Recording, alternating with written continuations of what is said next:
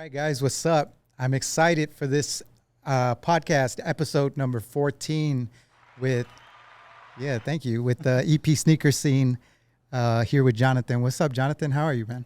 All good, brother. Thank you guys for having me here. Just happy to have a talk, Definitely, man. And thank you for having us here at your place.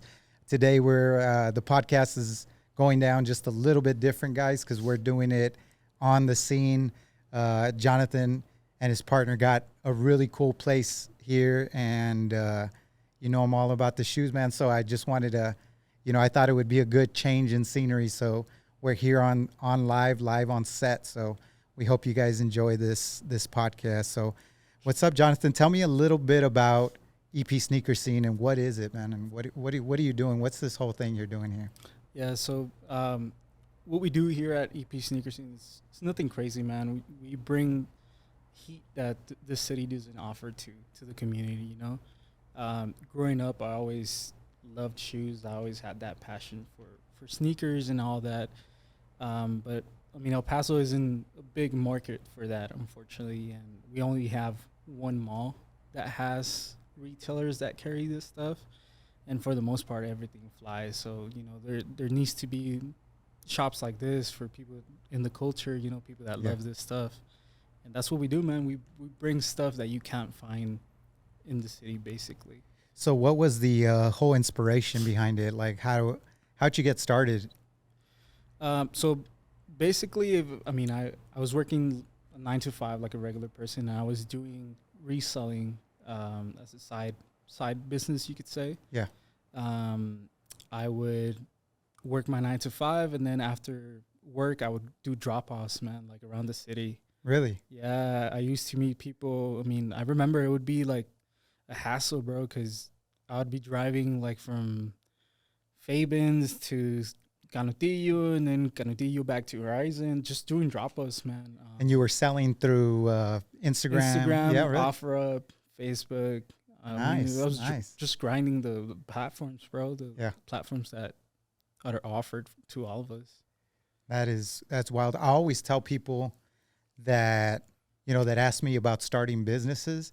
I tell them, like, if you don't have the capital, man, you shouldn't leave your full-time job yet, right? Because you got to raise some. So it's funny that you say that you were working a full-time job and then you were going back and forth. And not like even that, bro. Like, I wasn't even using my cash. Yeah. I was bumping my credit cards, man. Really?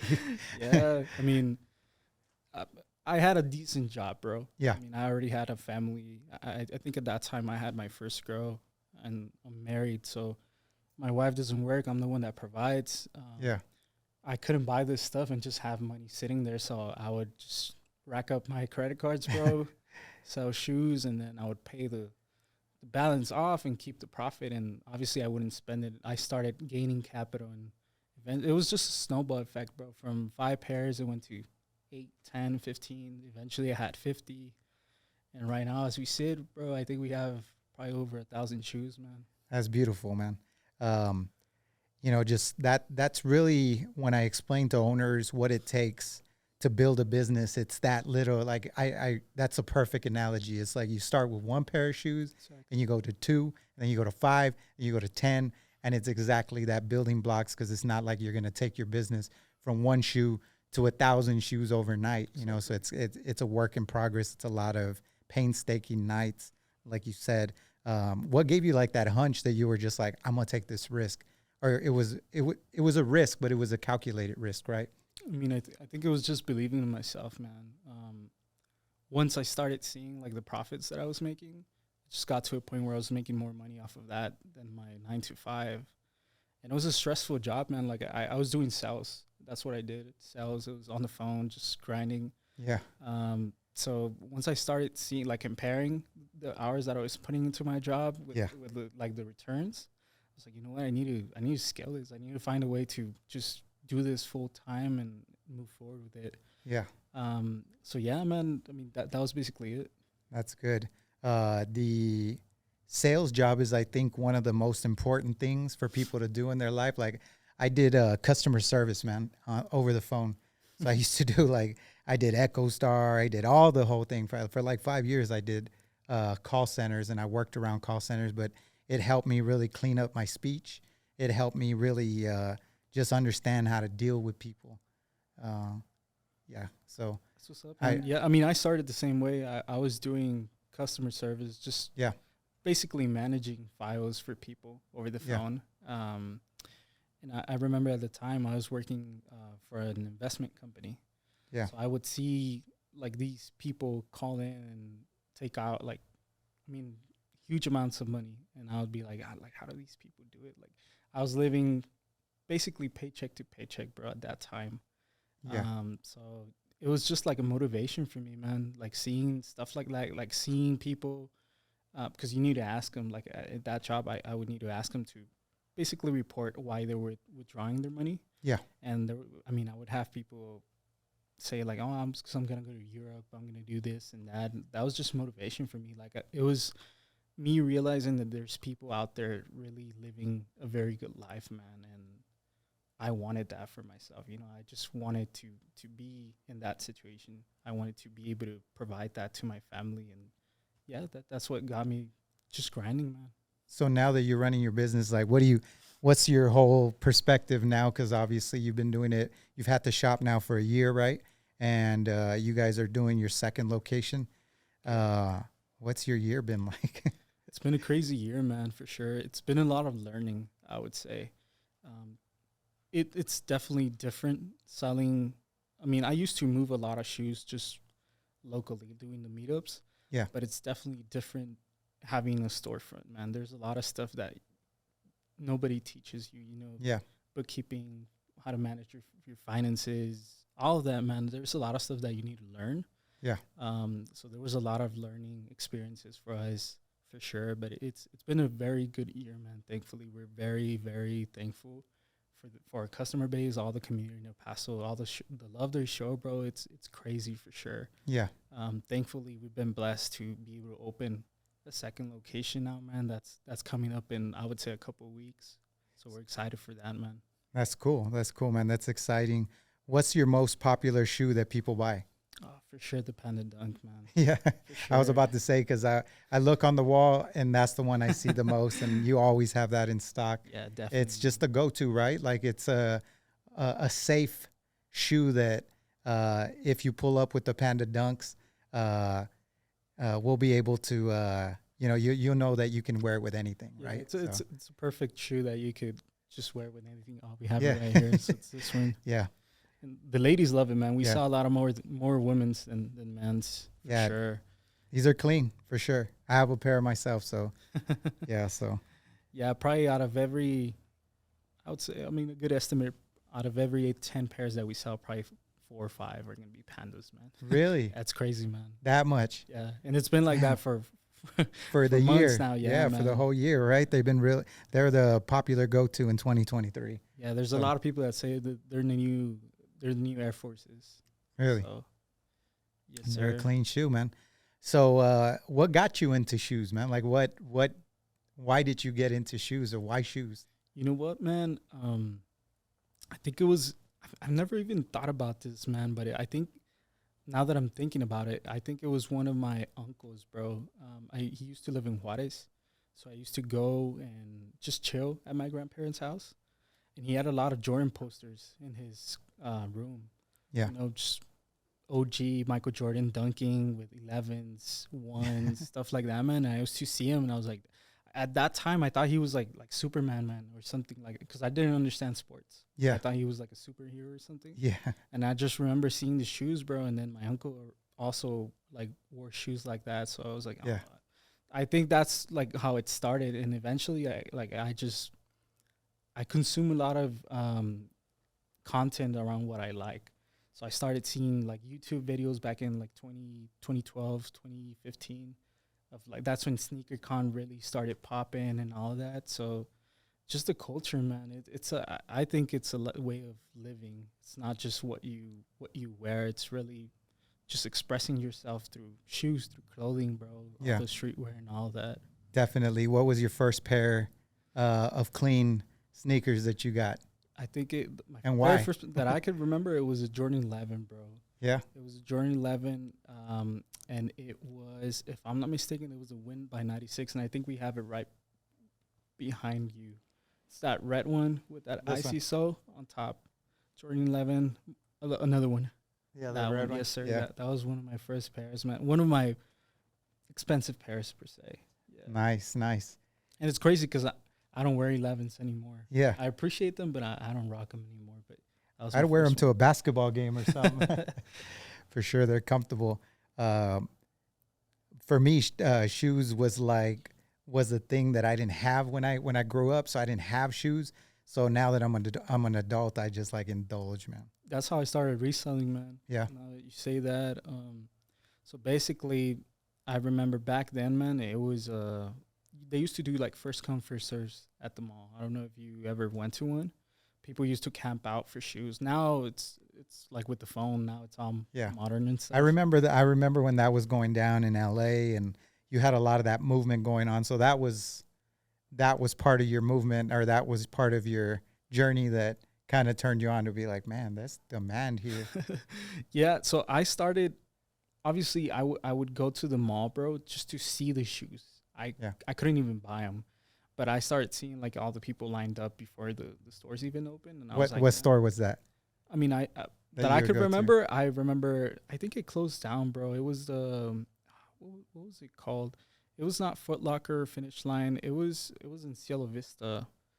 It closed down, man. Foot Action. Foot Action. It was Foot Action, yeah, bro. downstairs. Yeah, downstairs. It's crazy that, you're starting to see this big shift where you're getting all those big name box store, shoe stores that are going out of business. Yeah, and man. then you got this new movement because they didn't shift quick enough to understand the culture and the mix, because I'm starting to see, I mean, you guys are dipping into hats, clothing, all sorts of stuff. Yeah. Even producing your own stuff and stuff like that. So, but it's crazy to see that shift going down, that there's a lot of those types of businesses coming out. You've got the new wave coming in. Yeah. I don't know if you've been to Shoe Palace recently. They have a pretty good clothing line, man, that they started. Yeah. So basically, they're doing a lot of different stuff that all the other retailers aren't doing. Culture Kings, things like that, right? Yeah, man. They're pushing like shorts. I mean, stuff that looks nice with the kicks. Yeah. So yeah, man. I don't see that happening like with any other store. So yeah, you just gotta evolve, man. You need to analyze what the market is doing and shift to that, man. It's always changing, for sure. Like for us, we do need to see the market. Like we can't sell, for example, something that we could sell in LA. We have a different market here. Yeah. People like more of the hype stuff. Retros, we don't really move them that well, except for retro 4s and 11s. But if you bring a Jordan 13, Jordan 12 here, it's going to sit for a bit, man. People like more of the hype stuff here in El Paso. All right, guys. Sorry about that. We took a little bathroom break, but we're going to pick up where we left off. So thanks. So just picking up, because we were talking about, your shoes coming up, what got you into sneakers and stuff. So I want to just start segmenting by asking you what's your favorite shoe right now that you have in the store? Yeah. So this one right here, man, it's the brown paisley SB. I actually don't own SBs, but this one's crazy, man. Like the detail on this one is something I've been eyeing for a minute now. Yeah, what's that like? Is it like a bandana pattern? Yeah, it's basically a bandana. But it has, I mean, it's brown. It has those are really sort cool. of color, Can I see man. those? Yeah, green, pink, blue. It's just something I would rock, man, for sure. I've been eyeing it. Those for a are minute. really nice. I actually tried it on because I'm a size 8.5, 9. That's a 8.5, but it's too tight, man. So if not, it would. These are really cool, man.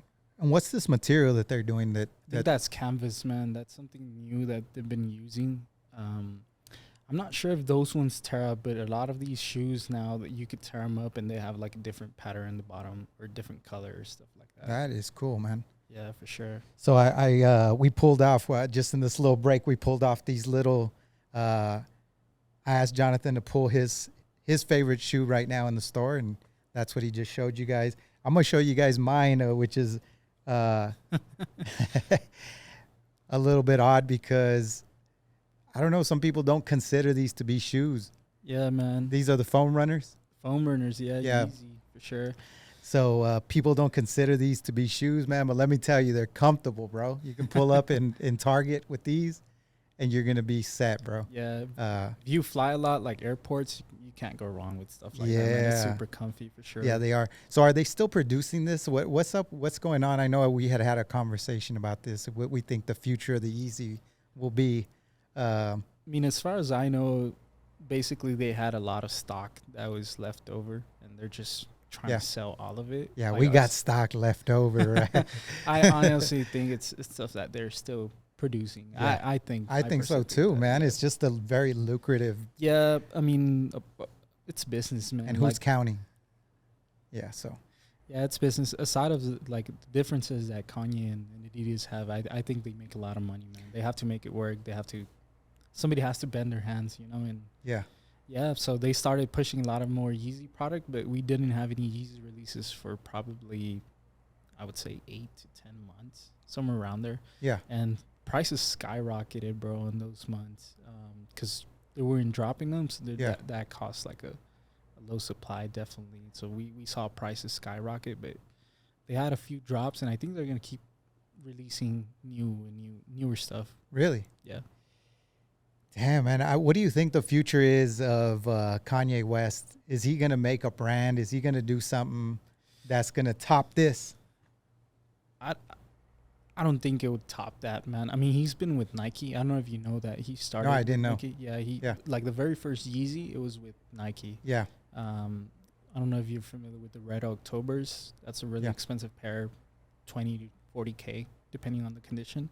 It's an all red Yeezy, but it's with Nike. I think they only released like a couple of models, and then he went with Adidas. That's when he started with the very first 350s, which were like the Turtle Doves, Black Pirate Blacks, and those, and then just kept on going, man. But he's created like a whole new movement. yeah. Sure.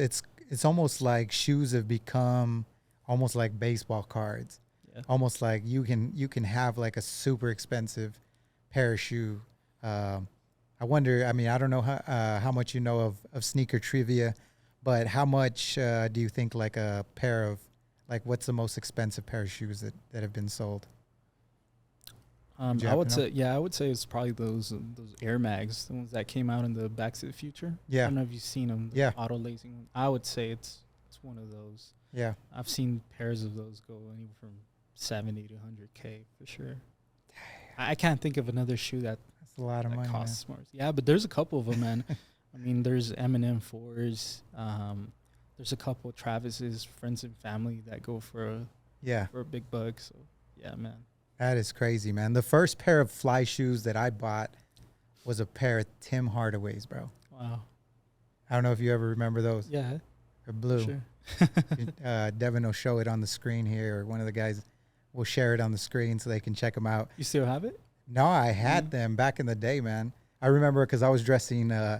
My brother was a punk rocker. He skated, and he bought all his clothes at the secondhand store. Okay. So he used to have some old combat boots, and he would rip them up and like write on them and do his own thing. And I told my mom, like, if you do not buy me shoes, I'm going to start dressing like my brother. So literally, like, she didn't believe me. So I just started dressing like my brother. And, you know, I had all this crazy baggy clothes. And she's finally like, all right, I borrowed a credit card from my friend, and we're going to go buy you some shoes. So I went, and that was my first pair of fly. And I think I was a sophomore in high school, bro. That's crazy, man. So before then, I had really struggled. I was one of the kids in elementary that they would pick up to take during class to, like, they had this like little store downtown that they would take poor kids to get like a pair of shoes, a pair of pants, a pair of shirt, like, so they would hook you up and you'd come back. And they used to give you Converse. That's why today, like, I'm big on Converse, you know. So that's what they used to give us. So I was always like, man, I wish I can have some shoes. And I had a friend of mine, a good friend of mine, that his parents bought him, you know, like clothes from Dillard's and shit like that. So I was like, man, why can't I have that stuff? My mom would tell me, oh, it's because they have a dad and you don't. So I'm like, all right, I guess so, man. So Do you think that took like part of you, like the grind that you took? And absolutely, Yeah. man. That's like one of the big things that started setting the fire. Just like sitting, watching other people eat at Exactly. lunch when you're not eating, you know, things like that. But My mom laughs at me now because I am like a shoe store in itself, because I have a lot of pairs of shoes. I mean, that's how you and I met, because you're right around the corner from my house, man, and you know, so I dropped in that way. So, but how many pairs do you have? I think the last time I counted, I had like 80 or 90 pairs of shoes. So it's crazy, man. Like, I don't even own. A lot of people think I own a lot of stuff, man, but no. Like the shoes that I have, I wear them. I probably own at most 30 to 40 pairs, man. Yeah. Which is, I mean, to be owning a shop, owning a shop that sells shoes. I mean, you would think that I own a lot of stuff, but nah, man. I only buy stuff that I'm gonna wear, because I know I could have a lot of shoes here that are just gonna sit there and collect dust, man. You know what? I've had to learn that lesson the hard way, Jonathan. I go and buy some shit and I like it, and then I take it home and I'm like, man, I'm not gonna wear these. It's just not my style, bro. I like low tops, so I wear a lot of low tops. Okay. I think, you know, whatever your style is and whatever you feel. But there was shoes like this one here that Sebastian, our operations manager, had come in. We had seen them. I'm like, man, those shoes are ugly, man. Why would anybody even wear them shoes? And he's like, they're comfortable, man. You got to try them out, and blah, blah, blah. And so I came in and, you know, I was looking at them, and your partner was telling me about them. And I'm like, let me try them on, man. And then so I took them, and you bought them here? Yeah, I bought them here. That's what's up, and after I bought them, I was like, I'm hooked, man. I'm sold on these. Yeah, he's really into them. So, yeah, when he actually bought a pair from me when I was reselling. Yeah. Eakin, shout out Eakin. If you guys don't know, he's my business partner. Yeah. He bought a pair from me, and then he was like, damn, these shoes are comfortable. So he's a good salesman, man. Fucking Eakin, you know, he was the one that put me onto the Yeezys. Yeah. So he just started, like, when we were building the shop, he would wear them like almost every day, and I was like, damn, those are ugly, man. Like, they're ugly. Yeah. And I don't remember when, but he gifted me a pair, like my first pair, and I just started wearing a lot, man. Once I put them on, I was like, nah, I'll just throw them on. If I'm going just on a little Walmart run or something, I'll just throw those on, bro. Yeah. Definitely, man. That's why we're seeing an increase of people wearing chanclas at the stores, right? Yeah, and we also have fancy chanclas now with those Yeezy slides. I don't know if you own a pair. Man. Those are pretty comfy too. And it's easier for hood people to blend in these days, man, because you can wear a pair of chanclas to the store, and you know you're gonna blend in with. Because sometimes they, you know, you don't know, but there've been so many knockoffs these days, bro. So what's up with that? I even see them at Target. They're like they've got some knockoff the Yeezy the slip-ons. Yeah, it slides. I've seen some of the phone burners as well, man. I mean, I think that's always been a thing. I think Walmart had like some like knockoff Jordan 1s as well at one point. Yeah, they did, right? Yeah, I remember because I think I owned one. They made a contract with An1 at one point. I'm not sure if you remember that, right? Remember, if everybody remembers An1, that was a pretty dope. That little basketball. Hell yeah, man. I used to have, I think I bought a pair of low top An1s. Okay. I think maybe like I think it must have been in the 90s, bro. Yeah, those were pretty similar to Jordan 1s. Jordan 1 lows, highs, 11s. I mean, they had some pretty similar characteristics to the shoe for sure. Wasn't there like some litigation going on because of some of the stealing of the style and stuff like that? Yeah, I mean, there's always been stuff like that. Honestly, man, I don't think anyone could top off what Nike has done, bro, and continues doing. I'm a Jordan guy. Like, I like Yeezys and all that, but Jordan to me, bro, like all the Jordans, the retros, the histories behind. He's the GOAT, man. He's the GOAT. Man. He was the superhero of that time, you know. Yeah, for sure. I recently saw his document. It was not a documentary. It was a movie about the sale of the shoe. Did you see that? How it came about? Yeah, somebody told me about it, but I didn't see that. Oh, you gotta see that. Yeah. I've been telling these guys, like, you gotta see that. I was all hype after, man. Like, yeah, I mean, start another company. I don't know, like the whole history on how it how it happened, but I do know that at the beginning, I think the NBA used to fine Jordan for wearing these shoes. Yeah, and he said, "Fuck it, we're gonna pay the fine." Yeah, Nike would pay for the fines and stuff. So I mean, and I think that was beautiful, man, because it was just like, cool, fine me, bro, but you're gonna do all my marketing, and I'm gonna make times 10 on it. So, do you think he visioned everything that happened with the shoes, man? Because it's been like how many years since he hasn't played, and he's still like still a thing. Yeah, I think he did. I think he did. I think he knew he was great. I mean, you have to almost think like that. I was telling the guys we were watching some footage because we're putting together this documentary, to kind of go over the history of the marketing company and stuff like that. And I was I'm talking about shit like if I was already there. So yeah, I think it's an important part for people to already visualize themselves and already kind of like put yourself there.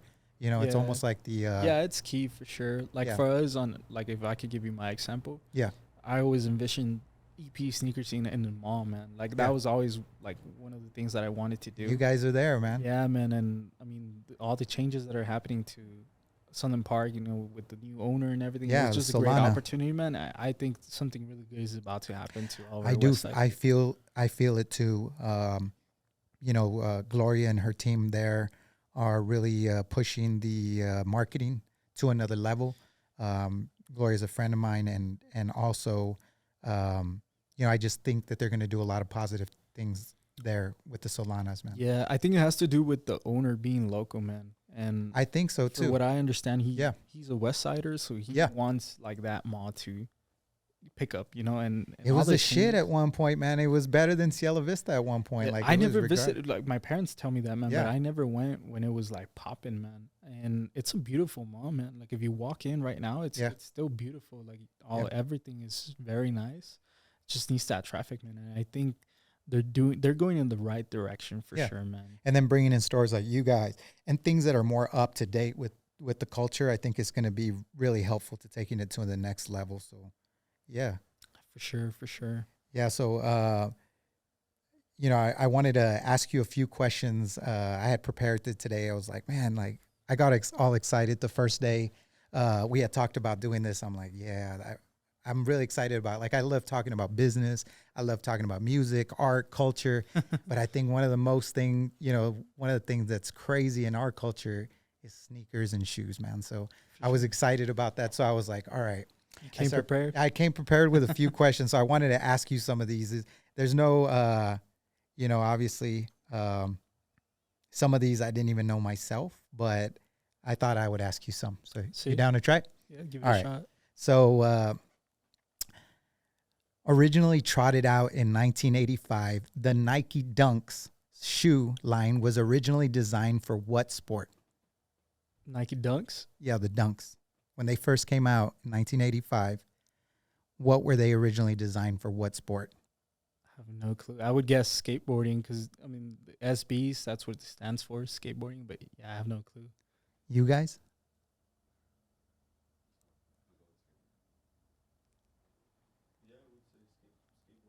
It's actually basketball, bro. For real? Basketball. That's crazy because usually basketball shoes are high tops for the ankles. Yeah. And Dunks are low tops. Yeah, Yeah, because when the SBs came on the scene, they were brought in like the shoes for the skater, right? Mm-hmm. Kind of like the thing to go against the Vans and stuff like that, right? Yeah, it got more of a thicker tongue. It has similar characteristics than the Dunk, but it's different. I think it's a thicker shoe, and it's made to be beat up. Yeah, so you could beat it up, and it's gonna look good, basically. Yeah, definitely. You can. I think they probably even look better the ones they've been worn. Yeah, a lot of them. Yeah, they do. And I don't know if you've noticed, but people want that look. Like Nike has been releasing some shoes with the worn the look. vintage sole. They pretty much do this cream sole to make it look aged. What is the only branch of the U.S. military to share a name with the best-selling line of Nike sneakers? You said the only branch of U.S. military? Yep. Like a collab? The branch, like Army, Navy. Right, but they did a collab with a sneaker? Or? No, they just share the name to a popular Nike shoe. I have no clue, man. I would guess... I don't really know a lot about a military, man, but I would guess Army.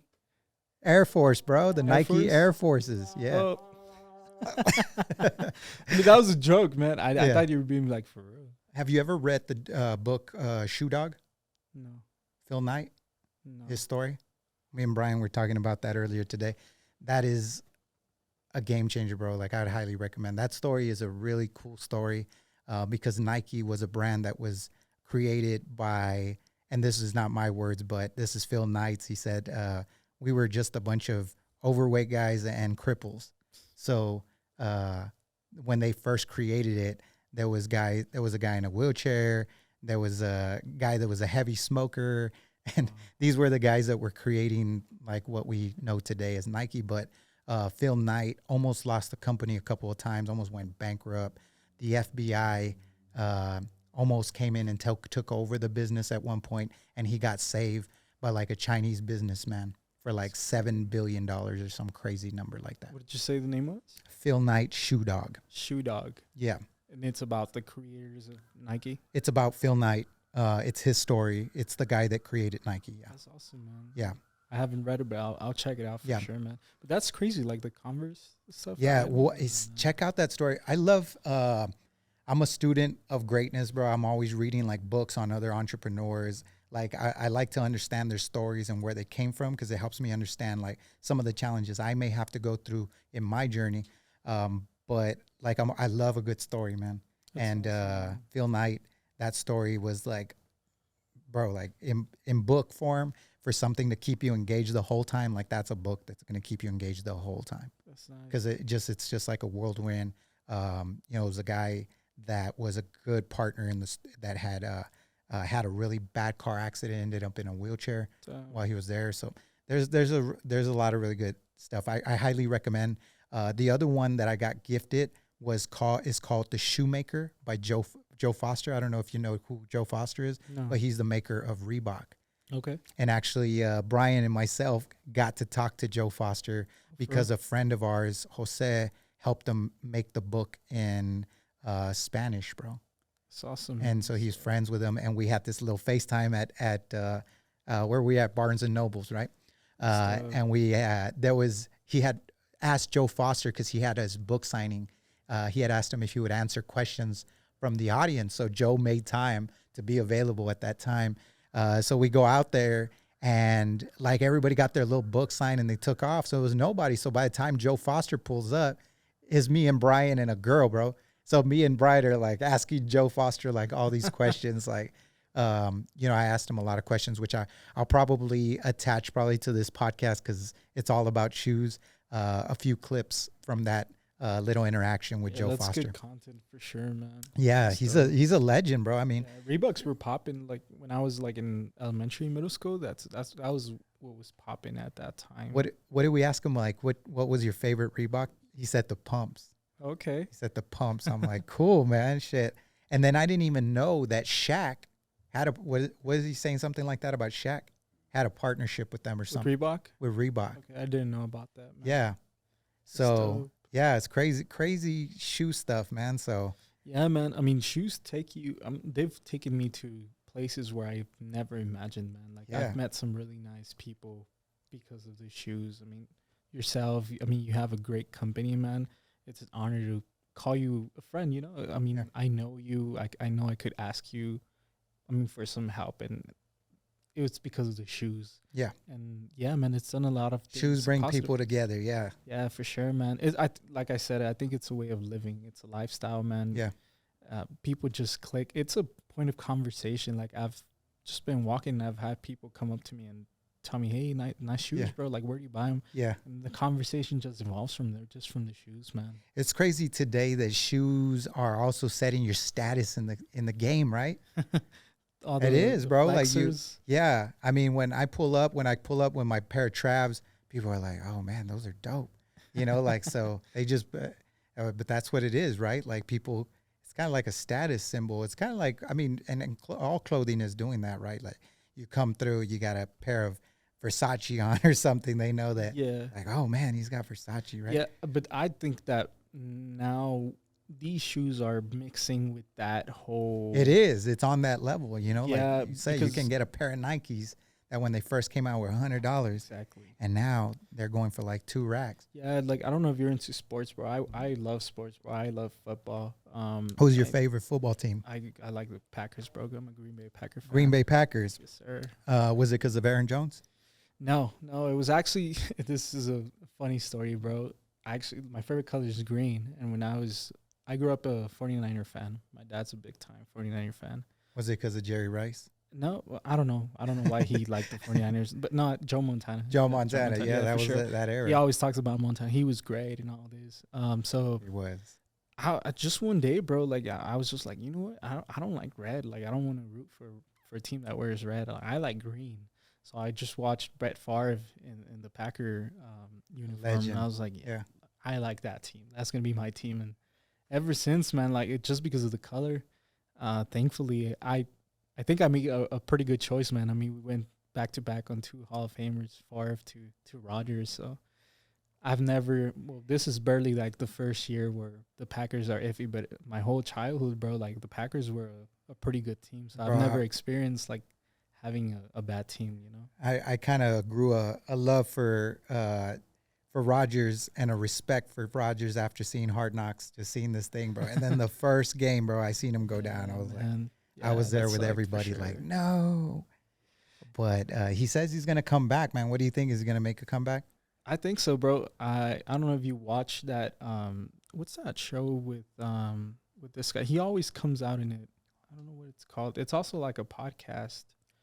I don't remember the name, but he always gives like his interviews there. Like I think every Wednesday or Tuesday. Yeah. And he made an interview there, and he says that he's planning to come back. He even said that he's planning to come back. Yeah, I seen him in the hospital bed, like, and that's fuel, man. Like when people are counting you out. Yeah, like, I don't know if you saw that interview. He was saying something like, "Give me all the doubts, give me all the." Yeah, I saw that. Yeah, like he wants all of that because he's planning to come. I mean, I think he's 40 already. And he's coming back from that. I respect it, man, because it's rough. Yeah. You know, to play at that level. That's why Brady. A lot of people hated on him, but you got to respect him, man. Like what he accomplished. Yeah, for sure. I mean, he's game. And I mentioned this like football because you know how teams post their arrivals, like the players' arrivals.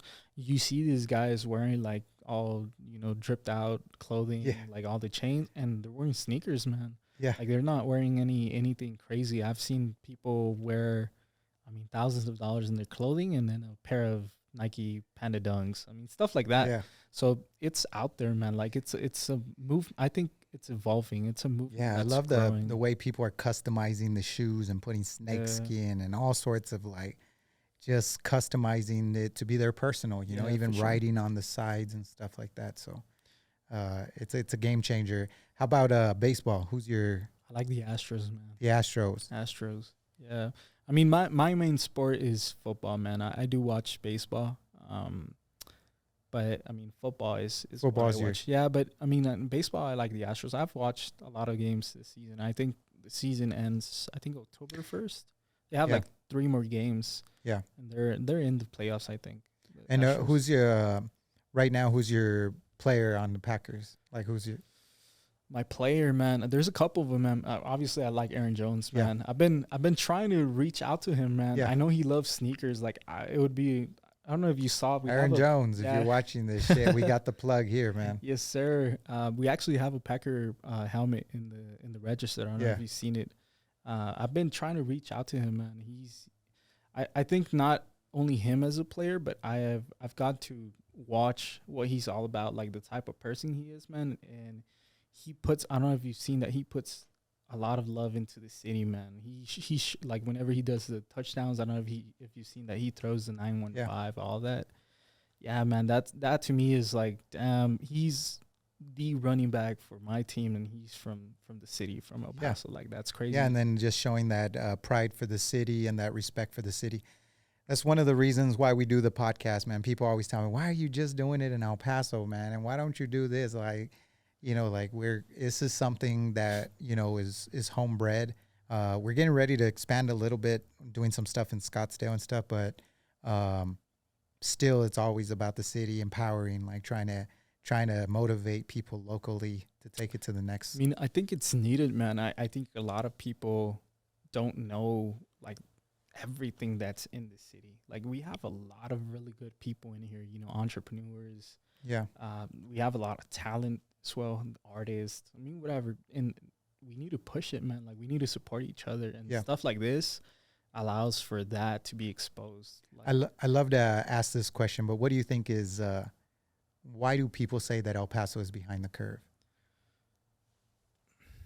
I think I honestly don't think El Paso's behind the curve, man. I honestly think we have something really good going here. Yeah. I just think people need to just travel, man. I personally think they need to go out and compare. Like, El Paso's really not that different from bigger cities. Like, I've been to, just in the past months, I've been to Houston, Austin, Dallas. I honestly think it's pretty similar to El Paso. It's just bigger, man. But we have a lot of really nice stuff here, and it keeps growing, growing.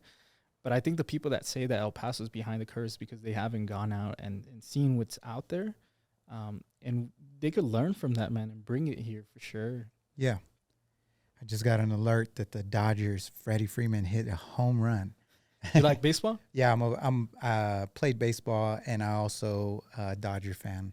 But I do like all Texas teams, man. I usually root locally. I I don't know why that was, but it's probably because we can go see games closer to us, I guess. I'm the same way, man. But I'm gonna pick a team that I don't got to travel to Green Bay. I have no clue why, but I dislike the Cowboys, man. Yeah, like, I can't. I think it's because they're fans, man. Like, they just talk too much. We have a crap, ton man. of Cowboys. You know what's crazy though? The Cowboys are almost like the Dodgers, man. Like, if you watch a Dodger game and he's getting ready to hit the button, he's like, "Cowboys, let's hit this thing, man." Oh man, He's a Cowboy fan. I'm a Cowboy fan. Oh, you're a Cowboy fan. I'm a Cowboy, but I'm an old school Cowboy fan. But a lot of people don't like the fact that I like all teams, bro. I'm an all teamer. I love all teams. I just respect all the players. That's one thing. Yeah, you gotta respect it for sure. Like, people like, no, you a team hopper, you know? No, I mean, when I say that I don't like the Cowboys, I don't mean like I hate them. But if I'm watching the game and the Cowboys are playing like any other team, I don't want the Cowboys. Bro, I was kind of man. excited these last couple of games because it was like, damn, we got a team again, and it was like, and then they go lose to the Cardinals. No, the other one. Yeah, that's exactly how I felt right there. I honestly think Arizona is underrated, man. I think people, Arizona. Yeah, I think they were 0-2, right, going into this game. Yeah, but I don't know if you saw the game against Giants. Yeah, the Giants came back. Don't talk about the Giants. Yeah, they came back. Devin might cut this out. Why? He's a Giants fan? Yeah. Okay. Yeah, huge. He was like, "Hey, we're gonna go to Arizona to see the game." I'm glad we didn't go watch that game, man, because we would have seen a terrible disaster. It's almost like the Miami game yesterday. Did you guys see that? The Miami game? Yeah. There was a Miami. Packers played yesterday. Oh, was it Thursday night? I guess it was this last weekend. Packers and Lions. Oh. Yeah. Oh, I guess I may have been watching Miami on a rerun. Sunday, I think. Yeah. With those 70 points? Is that the one you're talking about? 70 points. Yeah, that's Saturday. It's crazy, man. I've never seen anything like that. Like, yeah. I've been watching football for a long time, man, and it's the first time I see a team score 70. Yeah, that was terrible, man. And then Russell Wilson, man. What's up with that? Like, what is his thing? What is he saying? Have you seen all those memes like from last season where he says something like Bronco Nation or something like that? What does he say? But I think he's still talented, man. I think he could turn it around. Yeah, I think he has what it takes. I don't know, man. What do you think? Like, and this happens a lot in the UFC because I watch a lot of UFC. Nice. When somebody gets like really popular, like Conor, right? Conor McGregor, it's hard for them to come back after you're sitting on yachts and boats and eating all sorts of good shit, and you got to go back to being a dog, and you just don't got it anymore, man. You know? Yeah, I mean, I think that has to do a lot with it, man. It's just getting in a comfort zone when you're not in a position where you have he signed that huge contract. I'm sure him and Sierra are sitting really nice. Yeah, man. And I think he's a pretty good quarterback. Yeah. He started a clothing line too. He had Good Man. Yeah. Yeah, for sure. Pretty good clothing too as well. But yeah, I think at that point, man, it's like already you're at the top, man. Like you're the top paid quarterback. Everything's going, and I just saw him real frustrated. Yeah, the Broncos had a coaching change. I don't know, Sean. He gave an interview saying that he told Russell that he needed to focus in football again. Yeah. That he was like all over the place. Yeah, I think that has to do with it, man. You just like, and it happens to everyone, man. I don't know if that's what I was about to mention that, and I was going to mention like in my story, cause I've been in business for 12 years and it's easy. Sometimes you get in you get into your comfort zone. Like you're like, all right, man, I've got to a certain place and I got so much success. So I'm okay, but you got to just get back to that, being that dog that just got you to the place, man. Sometimes I do look back and I'm like, bro, I climbed a crazy mountain. So how the hell am I going to get here again? Yeah, like I said, I think I mean, when you have that success, I think it happens to, I mean, it could happen to anyone, man. It's happened to me where I have to just sit down and think like, hey, doesn't matter like how many pairs of shoes we've sold, like we have to keep going, man. We have to innovate. Yeah. We have to do new stuff. We need to push content. We need to create new stuff. That's good that you set the word innovate, man. I think businesses need to continue to innovate and come up with stuff. We're constantly trying to put ourselves out of business by coming up with new ways to do things and better ways to do things. So I think it's important. You do need to do it, man. I think that's one of the advices that I would give to, like, if somebody wants to open up a business. Yeah. There's going to be a lot of people that are going to be doing the same thing that you're doing, man. You just need to find a way to stand out, do things different. I think that's one of the things we do very good here at EP Sneaker Scene. There's a lot of shops in town, man. Yeah. We really focus on detail, man. We take care of detail. We take care of customer service. I mean, that's always priority, You guys got some nice bags and stuff like presentation that. And stuff. It's not making us any money. It's costing us money, but people like that stuff. Yeah. It has to be an experience. Like being here, shopping here has to be an experience for the customer. Yeah. Because there's a lot of shoe stores, man. Anybody could go and buy another pair at a different store, but they need to feel an experience here for them to come back and for them to tell their friends, hey, I want to go shop there, or go shop there because they treated me like this, or they had this, or the store looked nice, or whatever. You need to stand out, man. You do need to go the extra mile for that. What would be your number one ugliest shoe ever made? For sure is those. I don't know if you've seen them. They're pretty new. Those flea markets. They look like some Grinch shoes, man. You haven't seen them?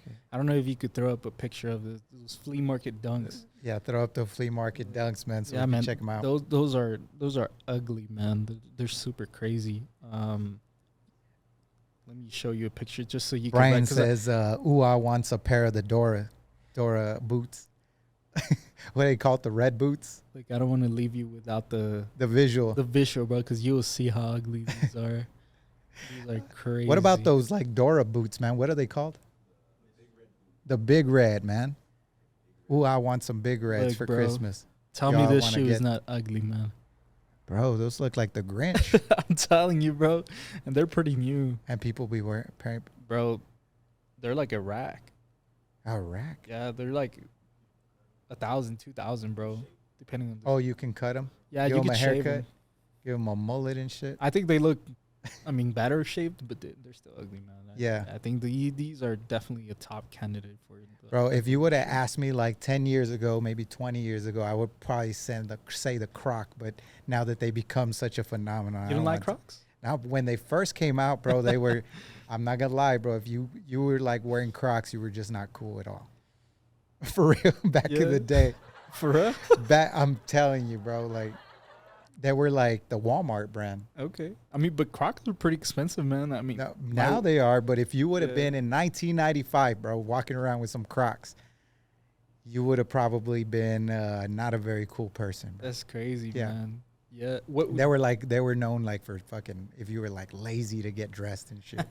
Yeah. What was the cost at that time? Do you know? They were like $10. Oh shit. Yeah. I swear, man. My wife sent me a link for one of the newest models. Yeah, they got like high top models. They got now, botas, Croc botas, and everything. Yeah, and Brian got some. They were like $70. I was like, damn, like $70 for a pair of Crocs. That's crazy. That's with everything. Inflation has just taken over pretty much all this stuff, man. What's your thoughts on that? On inflation or on inflation? Just like everything going up in price. It's hard, man, because I think you got some really savvy business people that just know how to price shit and know the demand, but I think it's natural. I mean, that's why, economics is economics. If you understand it, Yeah. you understand that supply and demand. That's why they had to do the interest rate. That's why they mess with the interest rate, because it's controlling it. You have to be able to do it, because then it gets out of hand, and then it just crumbles the whole system. Yeah, we get a lot of hate for that. I mean, not a lot, but we've had some people throw hate at us because Of the what we do, cost. what we do is resell, man. I mean, Yeah. it's a reselling. Obviously, I mean, it's pretty much impossible to get this stuff at retail. Like, Yeah.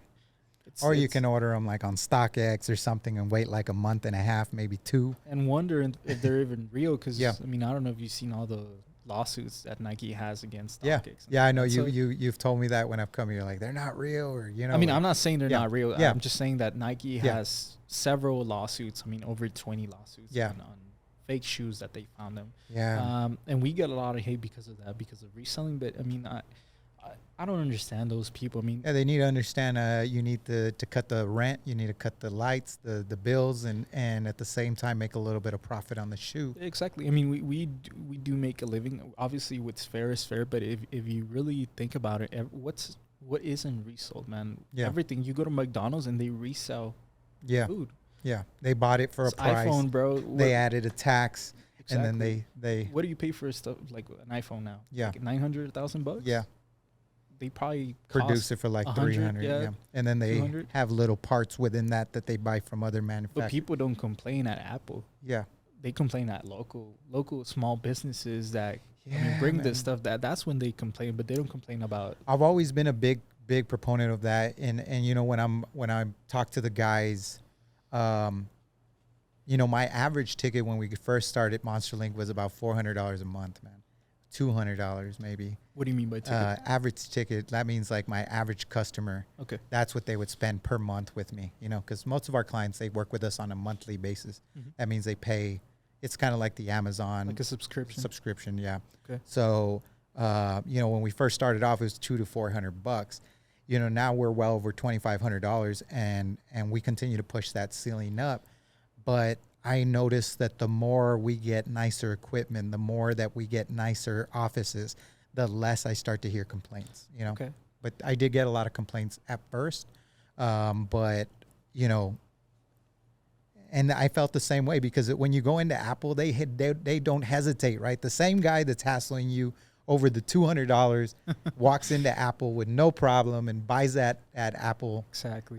phone, that iPhone, or pays $500 for a pair of headphones with no question. They're not calling, they're not calling to the main offices or anything. So, yeah. Yeah, man. I think it has to. I mean, that has to be said, and obviously not everyone is gonna understand it, man. Yeah. But I mean, it's something that does need to be taken into consideration. When you throw hate at someone's business, Yeah. I mean, not just us, like a food place, whatever. I mean, people need to understand it's actually someone's life, man. Like Yeah. like I don't know about you, but this is my life, man. Like Yeah. this is what I do. This is what I live for, Yeah. And it does hurt to see people not see the value in that. Yeah. I don't know if you. How do you manage those ups and downs, like as an owner? Because I mean, some days, and I'll tell you, some days I feel like it, even at this point, and I share that with these guys too. That sometimes I feel like I'm on top of the world, and then the next day I feel like, man, what am I doing? I probably want to go to a regular job, and then I'm like, nah, I'm not going to do that. So what is it that you do when you find yourself in those ups and downs in business? I mean, I think it's just I'm a very critical person, bro. I like to analyze stuff. I like to think. I'm very religious as well. I don't think but I'm actually a cancer survivor as well. So when I think about where I have been in my life, there's just like this great amount of like thankfulness that comes into me, bro. Like I just think about where I could be, Yeah. I'm just grateful to be here, bro. Because I had like a stage 4 cancer. It was like really bad, bro. Wow, that hits me dear to my heart, man. I've never said it on the podcast, and that my guys know that right now, the mother of my child, my fiance, she's going through stage 4 breast cancer. So we go through that on a day to day, bro. So I feel you in your struggle, and I feel the same way too, because it brought me closer to religion. It brought me closer to me being grateful every single day for every moment that we get, man. And that's what just brought another a second life out of me. Yeah, exactly, man. I used to be I used to be those types of persons that plan ahead of things. Yeah. I still am, bro. Like I still envision things, but now I live more of on a day to day basis, bro. Like I have Yeah. 2 little girls. I have my wife, and bro, just like getting up, bro, and then having this place as a job, man. Like selling shoes is a passion for me, bro. Yeah. Even if I'm having like the worst day, bro, just thinking like, hey, like I'm here, I'm good, I have a business, I have a family. You just gotta be grateful, bro. You just gotta analyze everything, because there's people out there struggling, man. There's people out there. Yeah, it's really, really tough, and it's a subject that I know is dear to a lot of us. You know, and how you manage those things. And that's good that you say that, man, because sometimes I think we lose track of that, just the basic things that we have, you know, because we're so caught up in this stuff. And even though you you know, you do sell high end shoes, you do sell stuff that people express themselves, we should never lose sight of just the simpler stuff, the simpler things. I mean, and Brian and I were having a conversation on the way over here about that stuff. yeah, and I think cancer showed me a lot of that stuff, man. Yeah. When I got cancer, I was still living with my parents. I wasn't married or anything. And I was a very outgoing person at that time. I remember my mom would make me food, or she would cook like for the family. Yeah. And I'd be like, nah, I'm gonna go eat with my friends. Like I don't want to be here. I want to be cool, you know. I want to go with my friends. But now, man, like that stuff, like cancer, taught me that moment, like eating with my mom, with my parents, like that's everything, man. Like little things like that is really what I live for, man. Like yes, I'm successful in what I do, thankfully, because of the blessing of God.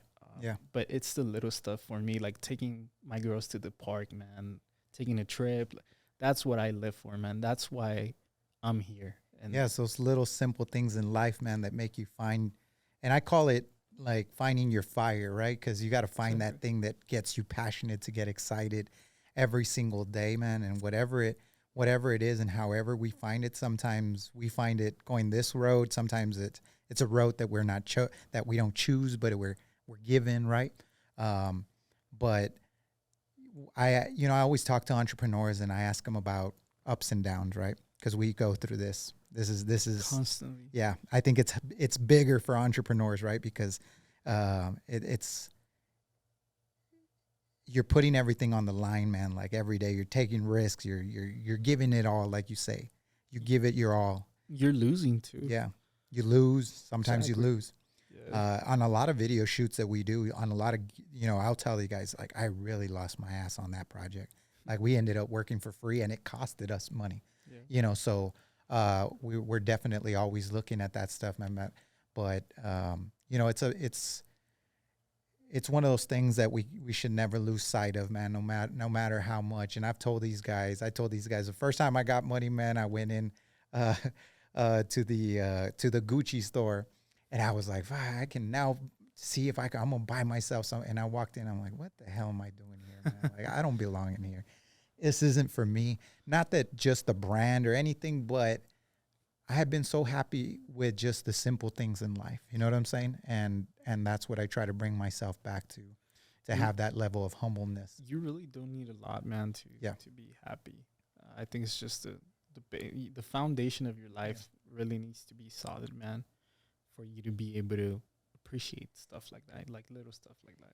Yeah, no, and I think finding your calling is part of that, man. So you find your calling, like you said, I'm passionate about this. I'm passionate about what I do. And when you do that, you're not getting up to go to work, For sure, man. Every day. Like I don't have time limits. Like this for me is like I can be lost in this little la la land that it's me and media, me and marketing, me and doing all this stuff.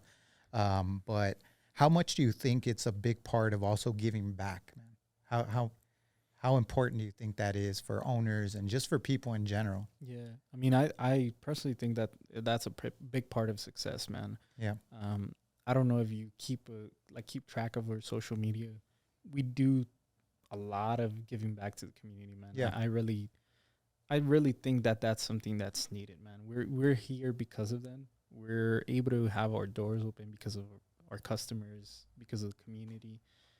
It doesn't hurt us to give back to them, man. And not only that, I mean, you could do it in so many ways, like not necessarily in a business perspective. You can also do it, I mean, just in your regular life, man. Like, I'm a giver, man. Like I like to bless people. I don't like to be, blessed. Like I myself, and I think this is something that I've always struggled with.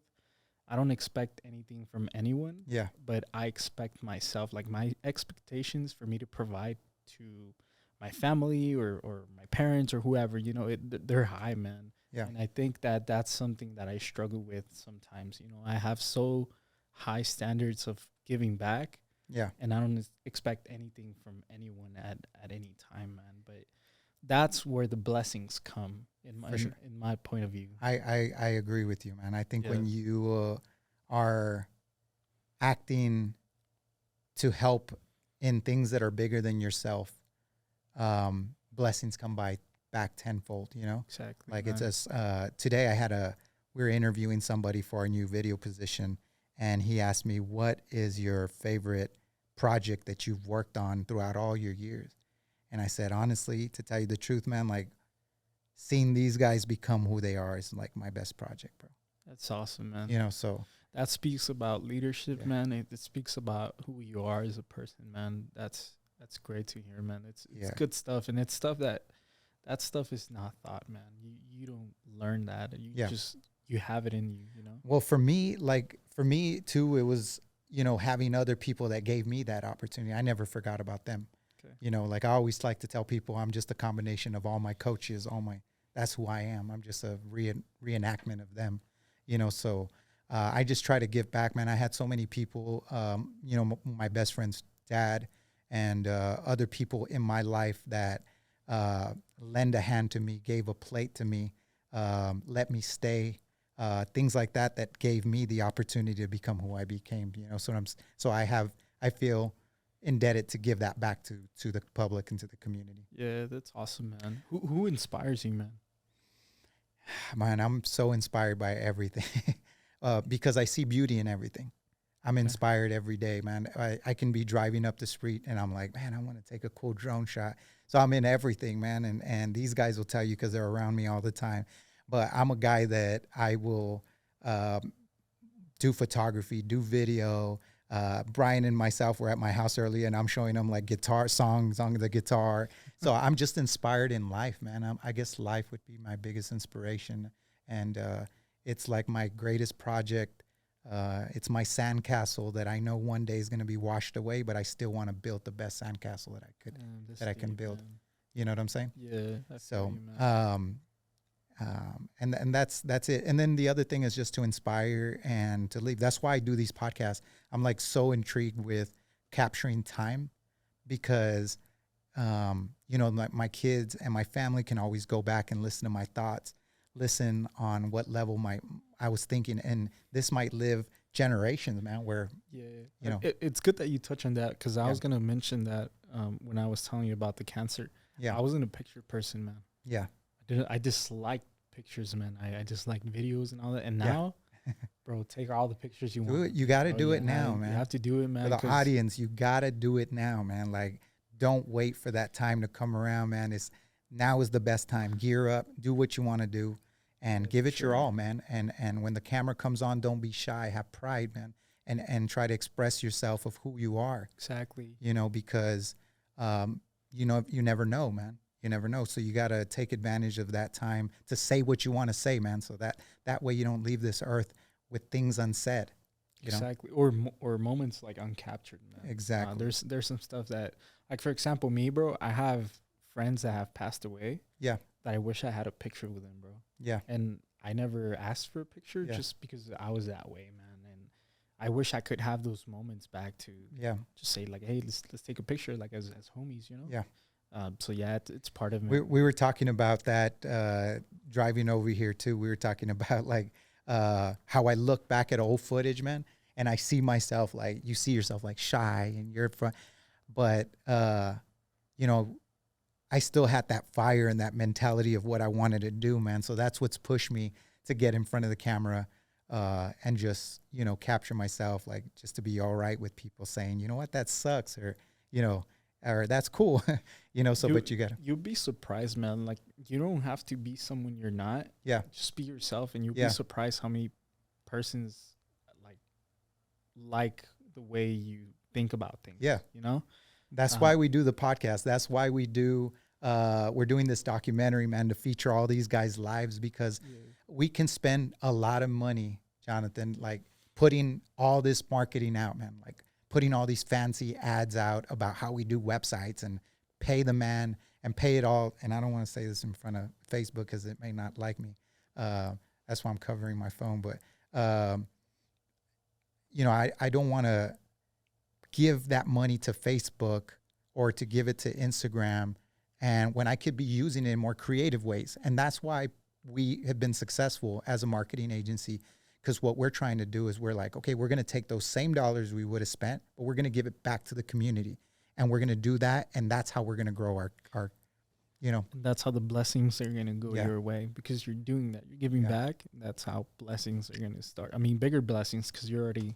I mean, all of this, man. Like it's a blessing to even be. It's a dream, just like even having all this equipment. We just went on another shopping spree, buying some more equipment, but the blessings keep coming. And they do say, like, you know, like God always prepares you for the things that you can handle, right? Exactly. And even if this stuff gets lost or stolen, I mean, we were broken into. Yeah. It's still a blessing, man. God is still good. He Yeah, would provide. He would replace all of this. See, your reaction, man, is not what happens to you, but how you react to what happens to you, right? And I think like your reaction to what happened, and for those of you that don't know, Jonathan's shop just got broken into last week, and I had just talked to him, and it was like 2 days later, got broke. I was like, man, we're not going to do the podcast now. So I really appreciate you taking the time, man, after that, because most people would be crushed. But the fact that you got up, man, and 2 days later, you're back open, and you're like, we're here, man. I mean, if we could have opened this the next day, we would have, man. Yeah. We just have that mentality. And I was talking to you about this off camera. I mean, if it's a blessing for somebody else, man, that's fine. Like I know who I am in God, man. I know that God has my back, our back as EP Sneaker Scene, as you know, as me and Ekin, as a partnership we formed, and he would provide, man. He's gonna. I'm glad you say that, bro, because I haven't talked about this in any of the episodes, bro. But I think we need to have more empathy as humans, you know. And I always try to teach my daughter that. I said, look up the word empathy. I want you to really understand it. Study it, because when something happens or somebody does something, like the first thing we think about is ourselves, because we're very selfish people. Exactly. Right?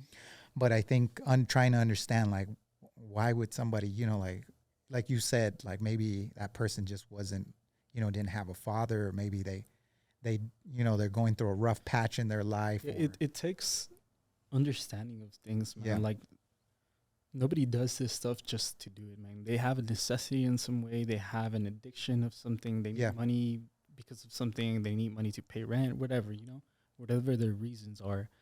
But it's deeper than that, man. Yeah. Like somebody didn't show these people values. Something went wrong in their lives for them to do something like this, you know? Yeah. And yeah, man, that was our reaction. That's how we stand, man. And we're good, man. I know God will provide, man. He's going to bless us even more. Yeah, Sure. I asked Jonathan to pull up. I was like, man, pull out all the best shoes he has. He's like, we don't got no shoes. Like, the best ones I had are gone. We have less heat than Antarctica, man. But it's good to see you smiling, bro, through it. And that just shows a lot in your character, man. And don't let nobody get you down. I think that's one of the themes of this podcast is, like, keep pushing forward, man. And you're going to go through this, like we talked about in business, but you just got to keep your head up and keep moving forward. Exactly, man. Yeah. I mean, like you said, anyone most of the people in my position would be like at their worst point, man. And those things always tend to happen, man, when we're like, like you said, like I put this stuff on my credit card, or I did this, or, you know, like they seem to happen like when it rains, it pours, right? When people say that. But I always try to flip that, man. Like I flip that narration, man, and I just try to change the narrative of it. Yeah, exactly. I mean, all the stuff they took, most of it was for the new shop, man. We were getting ready for the opening, so that changed our plans, bro. But it didn't stop us. Like we just need to ship. We need to analyze and see how we could bounce back from it. Yeah. I mean, we're gonna have even better inventory per se. So yeah, man, you just gotta. So when does this new place open? I mean, we were shooting for first week of October. I don't think that's gonna happen. It could happen, but I don't think it's gonna happen. Probably second week of October. I don't have the exact date, but that's fast, man. That's really quick. Yeah. Before we move on from the giveaway, man, I want to mention on this podcast that I talked to you about doing a giveaway. Oh yeah. And we're gonna iron it out, but we'll let you guys know. We're gonna put together a giveaway, and MonsterLink, and from all of us at MonsterLink, we're gonna give everybody here a chance, and we're gonna give an early Christmas present to somebody. And we're going to either do 2 $500 gift cards, or I'm going to do a $1,000 shopping spree here with Jonathan at EP Sneakers. So we'll probably do it at new shop too. Yeah. And so you guys stay tuned. We'll add the link below. We're going to give some more information, and I'm sure you guys will see an ad, because we're going to run an ad. We're going to put some ad dollars behind that to let people know about that. You guys are gonna have to beat out Chris's wife, because she said that she was already the first one, right? So she's ready. So signed up for the giveaway. She's already signed up, bro. We don't have it yet, but her name's on the list. And I like it. I like to do that too, man. Like when I do giveaways, I try not to exclude my team. I know most businesses do that, man. We exclude ourselves, but we were thinking about that, and we were like, hey. I know I've always had a hard time with that, man. But you know what? Like, I don't mind giving back to, you know, like we always do. I always do. Like my thing is always, we do UFC fights. Okay. And then we do drawings. Like we do this little get together, and then whoever you get your round in the name, you get the money, man. Nice. And we give away. I mean, they're your first supporters, bro. Yeah. Like for example, me, my family. Yeah. You know, my brother and my sister. They're the ones that got to put up with us. Yeah, exactly. Through all these dreams. I remember our grand opening, bro. A little bit over a year ago, we did an in-store raffle. Everybody that showed in on the grand opening day, we were going to raffle, I think it was like $500 gift card, something like that. But you had to physically come in and sign like a sheet, a signing sheet. And that giveaway, my sister won it, bro. Really? And I remember. Like, no. There was like. They're going to think it's rigged. Yeah, there was like 200 entries. Yeah. Somewhere around there of people that stopped by that day. And they just. Some people just came by and they wrote their name, then they left. And I remember when I was doing the live, I used like this randomized program on the computer. Yeah. And I was like, damn, like, should I run it again? But I was like, no, like, why? Like, she stopped by, she supported it. She doesn't own this. She's just nobody's, you know, your intention is not to cheat, but I'm good. So Chris, you can tell your wife that she's game, bro. Like she wants to enter, she wins that, she gets it, bro. Do you enter? Do I? Yeah. No, I won't enter myself, because I'm the one giving away the money. Yeah, I never enter myself either. Yeah, that'd be kind of foul. Like, look who won it. I did. Yeah, and then I had some homies, like people that know me. Yeah. And they know my sister, and they're like, "Hey, like that's your sister. Like, it's rigged or something." But no, it's just how the thing plays. What I get is, because we do El Paso trivia, so we go around asking questions of El Paso, and then we give away $20 for every. Right. I've seen it. Yeah. And so whenever I go to parties and stuff, I have friends that pull up and they're like, hey, man, ask me some questions about El Paso. I want to win that money, man. Like, so. It's good content, man. Yeah. I love seeing stuff like that, bro. Especially and in the city. That's another example how we took money that we would have paid to XYZ to help promote our business, and we just gave it back to the community. Yeah. I mean, and you usually see stuff like that. Yeah. I don't know if you're big on TikTok, but yeah. I watch TikTok when I'm going to sleep. Yeah. Usually you see stuff like that, like in other cities, bro. Yeah. I think one time, like, you guys popped up. Really? Yeah, and I was like, damn, this is nice. Like having stuff like this in the city. Like, yeah, we're gonna do it. We're gonna run it back and we're gonna run it back bigger, man. I'm trying to come back with bigger, and now, yeah, and because we have a lot of connections with a lot of businesses, because we do marketing for at least 100 businesses here locally, that we can partner up with some of them to give some gifts away, because we do a lot of like food places, bars. We do Bolo Paso and stuff like that. That's entertainment. Okay. So I wanna come up with some stuff, bigger prizes. That's dope, man. Yeah, like I said, I love seeing content like that, bro. Yeah. I want to ask you a question, bro. Yeah. I'm gonna turn it my way now. Yeah. What do you think it takes to be an entrepreneur? It takes a lot, man. I like. You have to absolutely be obsessed, man.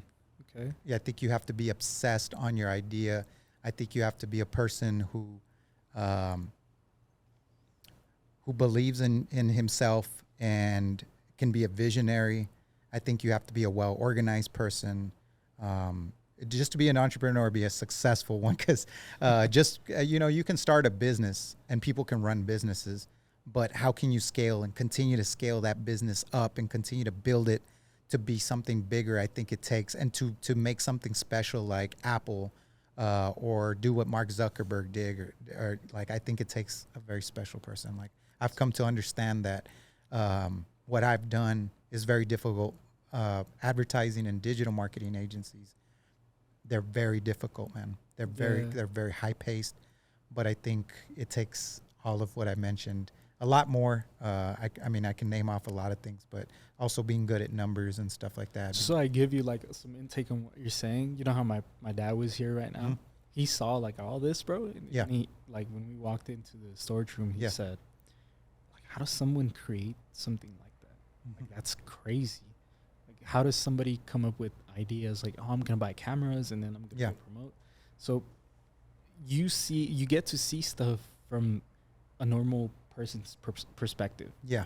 And that's crazy, bro. Like, when he asked me that, I was like, damn, like, that's dope. Like, he's seeing your vision come alive. Yeah. And he's questioning himself, like, how does somebody like create this? Basically? I've always been a creative per se. Grew up, my brother had his band since I was probably 7 years old, man. So I played drums in his band when I was 9 years old. I've always been around music and technology, as far as like technical equipment, like hooking up microphones and stuff like that. I recorded music for almost 15 years. Started teaching myself how to code and stuff like that. So I've always been a techie. Like, I was always intrigued by technology. And so putting all this stuff together, but doing it in a way that it's feasible, like, that's where the business comes alive. It's dope, man. You like gaming? I was a big gamer, like, when I was growing up, but since then, man, I haven't had time to really do gaming like I used to when I was a kid.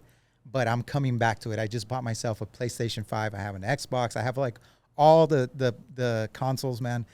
But my stuff is like, I'm gonna play PlayStation 5. I end up in front of my computer. These guys will tell you that, like, that was one thing that I was known for, was working through the night, working very long hours. And that's how I got to where I've gotten. But I am now getting back to gaming and play. I just downloaded. I got an EA account, which is very complicated for me these days, honestly, to tell you the truth. Even though I'm a techie, it was foreign in the fact that, like, I was used to put in the game, blow on the cassette, bro, put it in, play, and it was like, and you hit start and you're ready to go, bro. Yeah. So that part of it, I get a little bit impatient, but I'm learning how to be patient with the value that the weight brings. But I don't think I've ever told you, but I usually used to stream, bro. Yeah. Like, I have you watched like streaming like on Twitch and all that? Yeah, for sure. I used to do that while I was doing the 9 to 5 and selling shoes. Yeah. I used to do that at nights, and it was good money, man. Like, I was making pretty good money off It's fun too, man. Like, like, I get into the whole thing. Like, I'm all about, like, where things are going with the metaverse. I'm all about, technology and the next wave. So even though I come from the old school, man, but I'm very much about the new school. So I adopt everything. Like, everything you throw at me, man, I'm gonna try it and see how it works. Part of the innovating, man. You have to. You just have to, because if not, you're gonna just get lost. For sure, especially in our world, because in our world it's all about like the latest and greatest stuff that's going on social media and stuff like that. And if you're not up on it, you're going to be out of business very quickly. Yeah, for sure. So yeah, man. So, but yeah, I think to be an entrepreneur, man, it's a loaded question, but I think more than anything, you got to have the grit. You got to have the vision and the belief in yourself first and foremost. And then after that is just get to work, man. Yeah.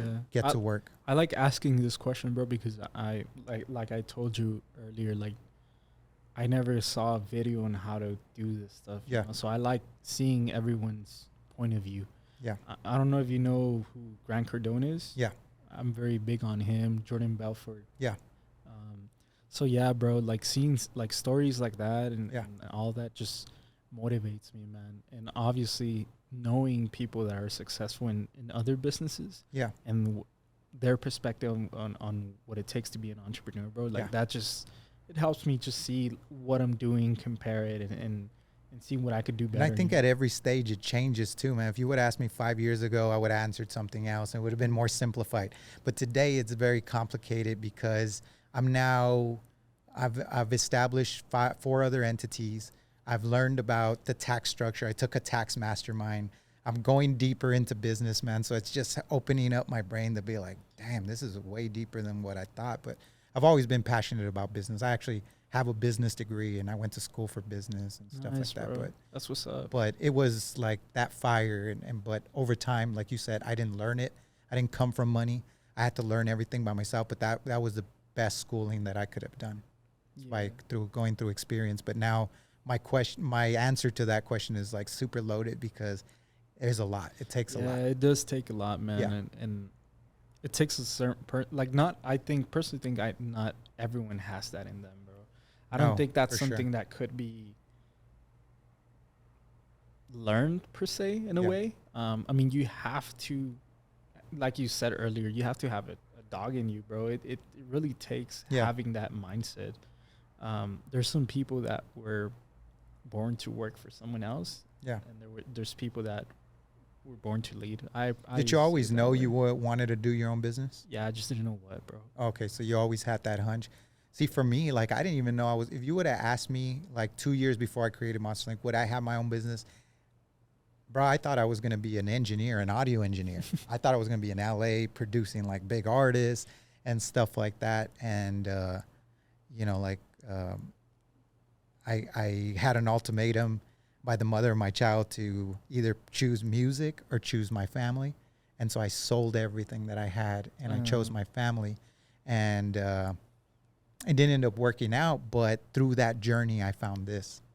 And I just got, like, I went all in, man. I found a fire that was, like, music was a fire, and I was there, but this was just another fire. And so... That's awesome, man. Yeah. It always happens like that. Like, for me, you know how you asked me if I always knew, like, it goes way back. Like, I don't know if you remember those tazos that used to come in the chips. Yeah. I used to resell those, bro. Yeah, really? Yeah. I used to resell those. I used to have a ton of those, man. Yeah. I mean, I would get, because I used to go to Juarez a lot. Yeah. Like in my childhood. With the slammer, right? You hold it with 2 fingers and you try to like slam it on the corner and shit. Yeah. So my grandparents used to buy me like a lot of chips, and that's where they came. Yeah. And I didn't even care about like collecting them. I just wanted to like have money to buy more. Yeah. Like more chips to resell them. So it was always something. Were you always doing like little selling as you were a child too? As you were a kid? Like with different things, bro. I used to sell like paletas, bro. So did I, yeah. Like I used to tell my mom, we used to go to Juarez to downtown and we used to buy like a bunch of paletas, esquimales and everything. Yeah. And we would just like tell the kids around our block, bro, like, hey, we sell paletas and bolis and all that, bro. That was money for us. Yeah. Like my mom did it for us. Yeah. That's cool, man. I think that is like the birth. Right now we're at my house and Jacob, my stepson, was telling me that he had made $45 today selling shit. So I was pretty proud of him, man. I guess I'm rubbing off on him in that sense. But you know, like myself, I used to sell newspapers. I one time had a casino at my house where my mom would bring these little chips from from Las Vegas. So I would try to like tell my neighbors, hey, you want to come to a little casino night? And I would try to like, try to make money that way. That's crazy, bro. Yeah, but now, we do the same thing, but now it's like business and stuff. So. Yeah, for sure, man. But it's crazy. But it's all good things. I think that's how we develop ourselves later on, and I think you have that that entrepreneur spirit early on. If you can see those sparks, man, then you can see. Do you think you're? Go ahead. I was going to ask you, do you think you can see yourself developing other businesses in the future? For sure, man. Yeah, we already have some stuff like cooking for sure. I think that's a big part of success, man. You can't just focus on one thing. You need to diversify your income for sure. Yeah. Like right now, this is not the only thing I do. Yeah. Just people don't know about it, but yeah, this is like my main thing, but I do have a couple of things that provide me money like elsewhere. I think you and I had a conversation about crypto, right? Yeah. You were telling me you had dabbled in it a little bit. Mm-hmm. Eakin's big on and NFTs. Yeah. Man, the other day I was just looking at my NFTs. I probably spent like, during COVID, I think I probably spent like 70 racks on NFTs. I did, bro. And that's down to like 3,000, 4,000 bucks. I'm serious. But I was thinking the other day, man, should I just get rid of it and get these last 3,000, man, or should I try to make a run for it? Like, is it going to come back?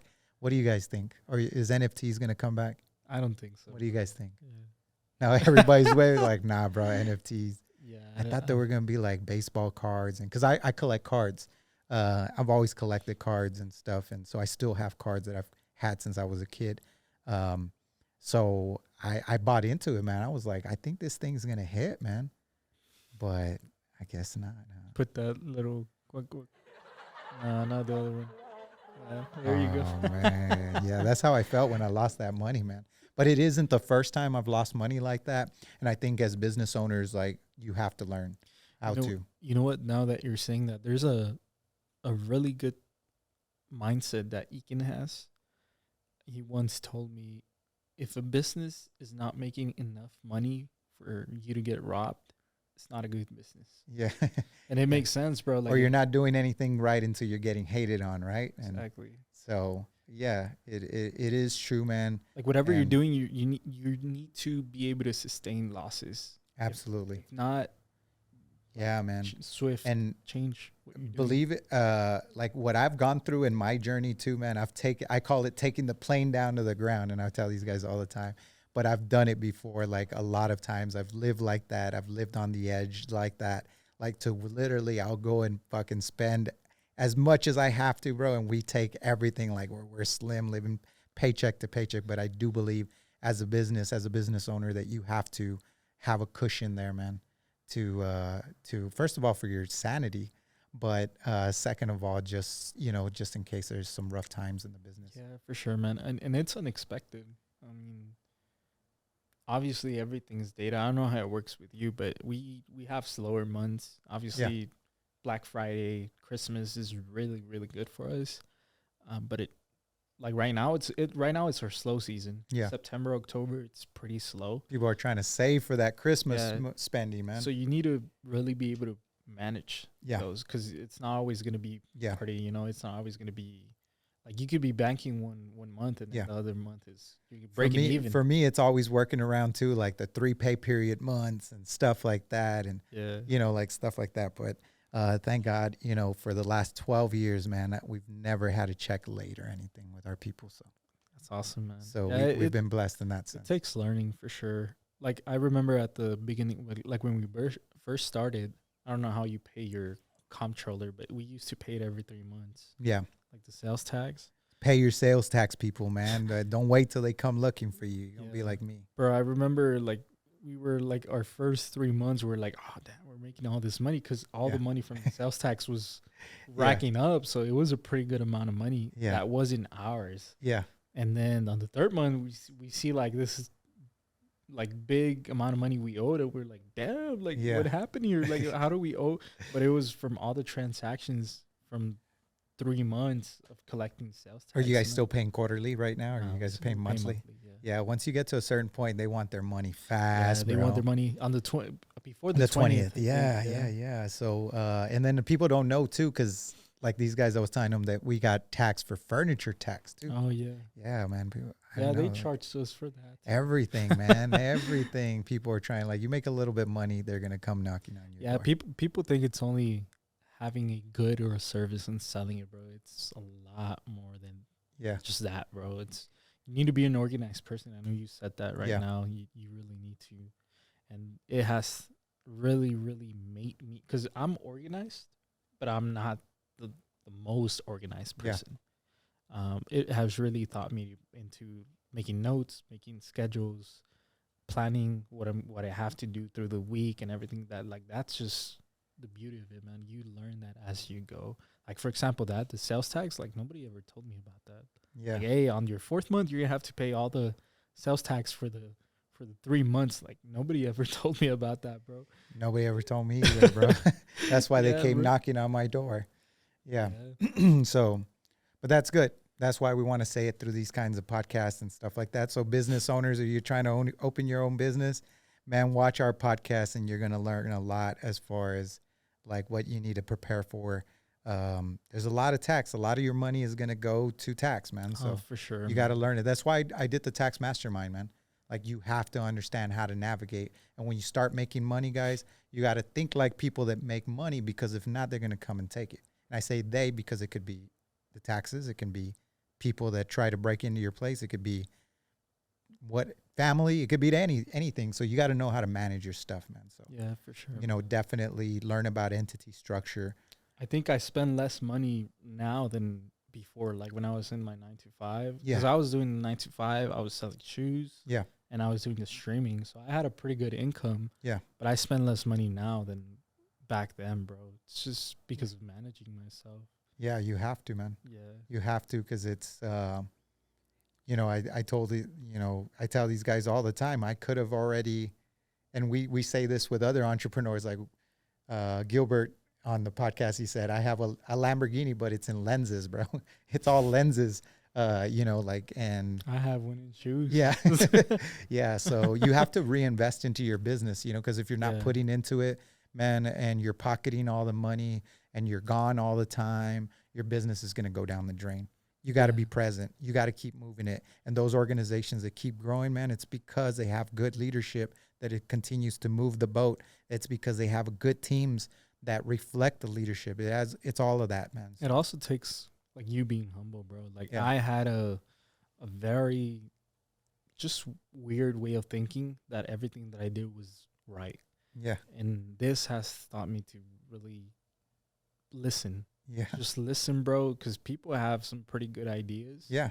If you just listen, bro, you could take some pretty good stuff from different minds, you know? For and sure. perfection your way of thinking. Because, if you're not humble enough to listen to somebody, bro, just because you're the boss, Yeah. like, because I'm the owner Yeah. or whatever, it could go to, you know, it could lead you somewhere where you could have been better if you would have listened, basically. Yeah, well, that's what they say, right?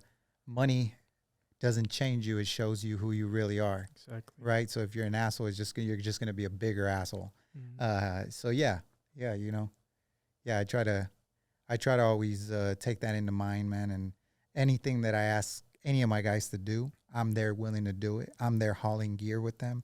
I'm there in the trenches sweating if I have to be with them, man. So that's what I think is part of being a good leader. Yeah, you have to, bro. I mean, you can't send someone or tell someone to do something when you're not willing to do it. Oh, yeah. Bro. Yeah, for sure. You know, sometimes I've been frustrated. I'll be like, oh, man, this person's just messing up right now, whatever. I tell my wife or I tell my family, my mom or anybody. And then they'll be like, well, you need to put the foot down and you know, like, and I'm just like, it's because this doesn't work like that. You know what I'm saying? Like, every person is different, man, and you handle people different. Yeah. And you got to be fair. You got to be respectable, and you got to be respectful, you know? Exactly. So if you're doing that, so I think that's another thing. And I'm always telling, you know, the managers of my team is like, man, if you're there getting messed up with your employees, man, and then you're barfing all over the place and you wonder why on Monday they don't respect you, So, Yeah. you be a leader, man, lead by example and stuff. So It's good stuff, man. yeah, so that's what we try to do, and I've learned it over the years, man. And I've worked for some really good companies to where I was able to look at the way that they manage stuff, and it helped me to understand, like, how do I take the business to the next level from a management standpoint. That's awesome, man. I So, was never a manager like in anything like yeah, that I did. I was always, I think the most that I went in was like for as a team leader. yeah, That's like the highest. So I didn't have any experience in like leading anything, managing anything yeah, at all. Um, and you know how I was asking you about employees and all that, yeah. because now with the other location, You're gonna we need to. have to hire Yeah, people. Like we already have somebody, but we have to hire yeah, more people, and it's hard, man. Like it's hard putting everything you've worked for in somebody else's yeah. hands, bro. Like, You have to. yeah, because if they mess up, like if they have the wrong, like if they wake up in with a bad day, with a bad morning, something like if they have the wrong attitude at your place, it could cost you a customer, bro. It could Yeah. cost you reputation, Yep. whatever. So it's hard to be willing to trust somebody you don't know, man. I have this conversation with a lot of owners, and a lot of owners are like, "Bro, it's so hard to hire people that want to work these days." And I just say, what I tell them is like their goals don't align with yours. They just need a job. Stop hiring people because you just want to give them a job. Yeah. Make sure that their goals align. And one of the questions that I ask everybody at my team, and everybody I've asked, and I know everybody's because that's how I remember them, is I ask them, if money wasn't an object, what would you be doing? And if they tell me, oh, I want to go work doing balloons or some shit like that, I'm like, what are you doing here? Go do that. But if they tell me I look to run my own business one day, I want to be in film, I want to be an actor or something to that effect, that our goals align, then I'm like, you're at the right place. I can help you get there. And if you help that person get there, they're going to be happier to work for you. Exactly. So I think those are key things. The other things, like now every single person that comes into MonsterLink, we do a 3-month internship, mandatory, non-paid. And the reason we do that is because it does separate a lot of people that are not serious about their career. Committing. Like we're trying, everybody on my team here, we're trying to make careers out of this. Like we're trying to make history, and we're trying to make careers and out of it. And in order to get to that point, man, we need people that are really serious about their stuff. I mean, you met the guys that work for the company. You can tell what kind of character they have. Yeah. So For sure. and you see them all are serious, man. It's Friday night tonight, and they're here working. So and like Chris is away from his family, so I'm away from my family, man. So we mean business, man. We're trying to take it serious. So I think those are important things. So Yeah, it does take sacrifice, man. it does for take sure. sacrifice. Yeah, So for sure. you get somebody that comes in, you ask them that question. If money wasn't an object, what would you, if they tell you, well, I'm going to be running my own business, or you know what, I love sales, or you know what, I love culture, I love music, I love being, you're the right place, man. Because if we sell shoes here, you're going to be around the culture all day. Yeah. You know what I'm saying? So That's a good way of like seeing it for sure. yeah. Yeah, I've always thought that like the goals have to align, man. They don't want to be there, they're never going to be happy, man. Mm-hmm. They can be nice, they can have all this personality stuff, but if they don't have that, it's not going to work. For sure. But yeah, man, where are we at with time, guys? Damn. All right. So we've been running, and we keep on making these podcasts longer and longer. Before we know it, we're going to get to like Joe Rogan status, going like 3 hours, but Doesn't even feel like it. no, it doesn't. And that's what Devin was like, now I know why you can sit here and talk all day, man. Because it does get that way, and the conversations get deep, man. So I appreciate you sharing stuff, man. I'm gonna wrap it up, but I appreciate you sharing like personal stuff with us, man. And it shows a lot. It gives me another respect for you too, because we haven't been able to get this intimate with the talk. You know what I'm saying? Like like you and I have had conversations. I've come in, but today I learned a lot about you, Likewise, and I'm glad, man, that you guys are doing what you're doing, man. And you guys are the type of entrepreneurs I root for, man. Like I want people that are in business doing good things, like for people. And these guys know, like if we run into owners, man, we see that they're snaking people, we take steps back, man. And nowadays we deny those kind of projects.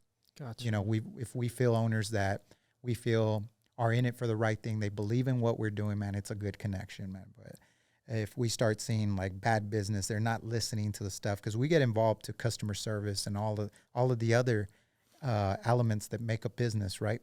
You know, so I see that in you, man, and I'm glad that you guys are doing it, and I'm happy that you're, you know, in a year, man, that you're doing your second store. So congratulations. It just speaks volumes to your maturity in what you're doing. And I'm sure, man, that you guys are going to continue to grow and stuff, man. So I'm excited to see the West Side location and for us to run it back. I definitely want to run it back, man. I love talking about shoes. I think I could have made this whole podcast just about shoe questions, man. But, you know, I wanted to also highlight like who you are, you know, and get to hear your opinion on some of this stuff that we can give value back to the community. Appreciate you having me for sure, bro. And I know Eakin, like, I know I could talk like from him. Yeah. He's appreciative of this opportunity as well, bro. He wasn't able to make it, but I mean, we just like supporting stuff like this, man, because it's stuff that we consume. You know, I consume content like this. And seeing somebody do something like this in my city, bro, it's just awesome, bro. Like, this is like some really nice stuff that you guys are pushing out. Just like all the equipment and everything, bro. It's a good production. It shows the amount of effort that is put into this, bro, and I appreciate that for sure. And like I said, you even thinking about it is like that's an honor, man. I do thank you for that. And yeah, I mean, like anything you need, as far as running something back or anything, we're open. You know. Thanks, man. I appreciate it, man, for sure. I appreciate it. So. Yeah, we're going to wrap up, guys, and I'm really excited. Like I said, we're going to do the giveaway, so you guys stay tuned on that. We're going to put that content out there because we want to give back to you guys that are listening and supporting us. We want to support you as well, too, and we want to give that chance back to you guys. So we're going to do a giveaway, and hopefully when the person comes, maybe we can film it, and you guys get to come down to the shop, meet Jonathan, and see his store, man. They've done great things here. I think even bigger things are to come with the West Side location. So if you're on the East Side, you're on the West Side, there's a place for you, man. So come check them out. It's EP Sneaker Scene. Hit them up on Instagram and check out all their social media accounts, man. Jonathan, thanks again, brother. It was a pleasure. And I hope to run it back one day soon, man. So we can talk some more shoe talk, man. Yeah, we need to have Eakin on the next one for sure. For sure, yes, we will, man. So all right, man. That's it. That's another episode, and that concludes episode 14. You guys subscribe to the channel, show us some love, because that's how we make it bigger for you. And you know that we're gonna continue to bring you more in-depth interviews, man. If there's somebody you guys want to hear from, let us know. Put it in the comments. We're gonna be here. All right, we'll see you. Peace, and we're out to the next one.